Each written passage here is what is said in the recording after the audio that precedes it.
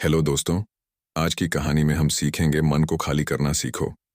चलो शुरू करते हैं। आप सभी को एक्टिव बासु यूट्यूब चैनल में स्वागत है। एक गुरु का शिष्य बहुत गहन ध्यान कर रहा था, लेकिन उसका ध्यान केंद्रित नहीं हो रहा था। उनका मन सदैव विचारों से भरा रहता था। उसने अपने दिमाग को खाली करने की बहुत कोशिश की, लेकिन उसकी सारी कोशिशें नाकाम रहीं। अंत में जब वह सब कुछ कर चुका, तब वह अपने गुरु के पास गया और बोला, गुरुदेव, मेरा मन हमेशा विचारों से भरा रहता है। मैं एक जगह ध्यान केंद्रित नहीं कर पाता। जब देखता हूं तो दूसरी चीज पर चला जाता हूं, फिर तीसरी और चौथी चीज करता हूं। मेरे दिमाग में हजारों विचार चलते रहते हैं और मुझे पता भी नहीं चलता कि ऐसा कब होता है। बहुत समय बाद मुझे एहसास होता है कि मैं क्या करने बैठा था और क्या सोच रहा था। हे गुरुदेव, मैं अपने दिमाग को विचारों से खाली करना चाहता हूं। मैं चाहता हूं कि मेरे मन में एक भी विचार न रहे। जब चाहूं तभी विचार उठना चाहिए। गुरु ने कहा कि किसी भी समस्या का समाधान तभी होता है जब हम समस्या की जड़ तक पहुंचते हैं, समस्या को ठीक से समझते हैं और जानते हैं। क्या आपने उस मन को भी जाना है जिसे आप खाली करना चाहते हैं? शिष्य ने कहा, गुरुदेव, मैंने मन को जानने की बहुत कोशिश की है, लेकिन जितना इसके बारे में जानता हूं, यह उतना ही रहस्यमय होता जाता है। गुरु ने कहा, जाओ और छोटे छोटे पत्थरों से भरा एक घड़ा ले आओ। तब शिष्य छोटे छोटे पत्थरों से भरा एक घड़ा ले आया और गुरु के पास रख दिया। गुरु ने कहा, इस घड़े को अपना मन समझो और इस घड़े में पत्थर भरे हुए हैं।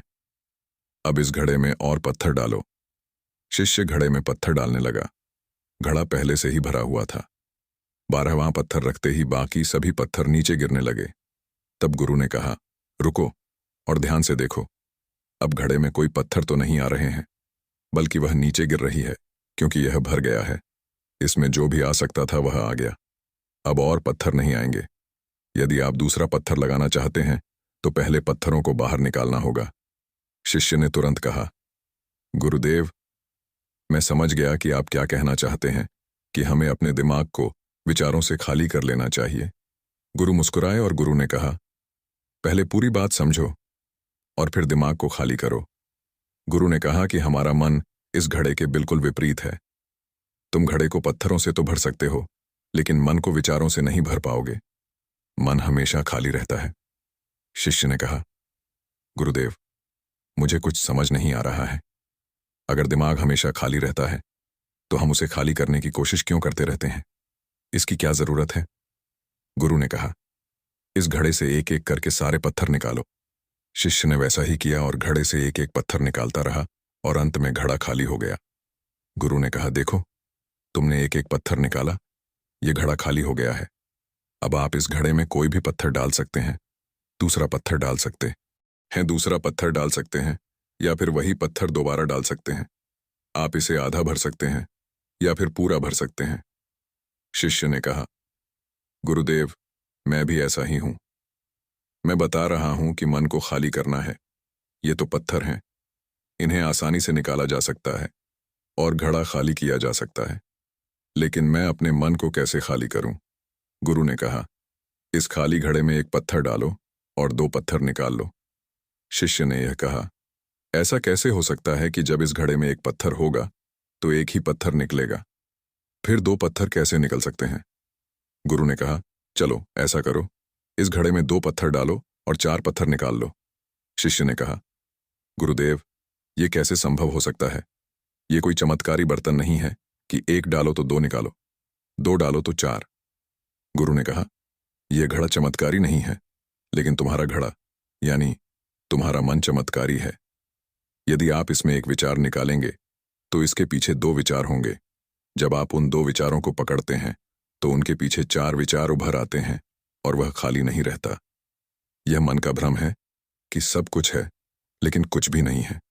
शिष्य ने कहा, गुरुदेव, आप जो कह रहे हैं वह मैं समझ गया, लेकिन क्या मैं हमेशा अपने विचारों के जाल में फंसा रहूंगा? क्या मन के भ्रम से बाहर निकलने का कोई रास्ता है? बिल्कुल नहीं। और जब आप उन 4 विचारों को पकड़ते हैं तो उनके पीछे 16 विचार उभरते हैं, और ऐसा करने से विचारों की एक लंबी श्रृंखला बन जाती है और आप कहीं नहीं रुकते, एक के बाद दूसरे विचार को पकड़ते चले जाते हैं। यह मिट्टी का घड़ा पत्थरों के घड़े के समान है, भरा रहेगा, लेकिन आपका मन कभी नहीं भरता। वह हमेशा खाली ही रहता है। हमारा दिमाग भी एक विचार के बाद हमारे लिए हजारों विकल्प खोल देता है और हम एक मुख्य विचार को छोड़कर उन हजारों विकल्पों में फंस जाते हैं। शिष्य ने कहा, मैं आपकी बात अच्छी तरह समझ गया हूं, लेकिन अब मुझे क्या करना चाहिए? मेरा मार्गदर्शन करें। गुरु ने कहा, मन के जाल में मत उलझो, मन को खाली करने की कोशिश मत करो। अपना ध्यान इकट्ठा करो, एकाग्रता लाओ। जो भी कर रहे हो उसे अंतिम मानकर करो। ऐसे करो कि बाद में इसमें आपको कुछ भी करने की जरूरत नहीं है।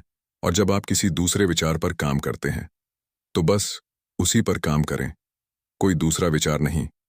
मन के भ्रम से बाहर निकलना इतना आसान नहीं है, लेकिन अभ्यास सब कुछ कर सकता है।